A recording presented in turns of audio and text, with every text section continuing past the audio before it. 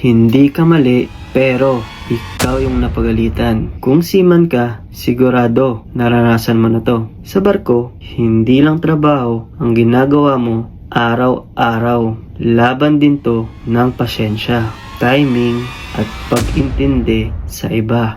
Kasi kahit ginagawa mo naman ng tama, may mga pagkakataon talaga na ikaw pa rin yung lalabas na mali. Isipin mo to. Nasa kalagitnaan ka ng trabaho mo. May tatawag, may magpapagawa, may papasok na report, normal na araw, pero biglang sabay-sabay yung mga kailangan mong gawin. So syempre gagalaw ka. Habang papunta ka sa isang task, may mapapansin kang ibang issue, alarm, tunog, o kahit anong kakaiba. At dahil sanay ka na, hindi mo pwedeng baliwalain. So, check mo muna. Kasi sa barko, yung maliit na bagay, pwedeng maging malaking problema. Ngayon, andun ka sa gitna ng ginagawa mo. Nag-a-assist ka, iniintindi mo kung ano ba talaga yung nangyari. Plano mo na yung next step. Anong gagawin? Anong kukunin? Anong tools ang kailangan? Sabay biglang may darating. Mas mataas sa'yo. Mas eksperyensado. At ang unang makikita niya, ikaw na parang walang ginagawa. Bakit ganyan ka? Bakit wala kang dala? Para kang turista. At doon ka mapapaisip, sandali lang, mali ba talaga ako? Pero ang totoo niyan, hindi naman lagi na mali ka. Minsan, hindi lang nila nakita yung buong ginawa mo. Minsan, naaabutan ka lang nila sa part na hindi pa kumpleto yung action mo. Hindi nila nakikita na papunta ka pa lang para kumuha ng tools o nag-a-assist ka pa lang ng sitwasyon. Sa barko kasi, hindi sapat na ginagawa mo yung tama. Dapat nakikita rin nilang tama yung ginagawa mo. Kasi sa environment natin, lahat mabilis, lahat pressured.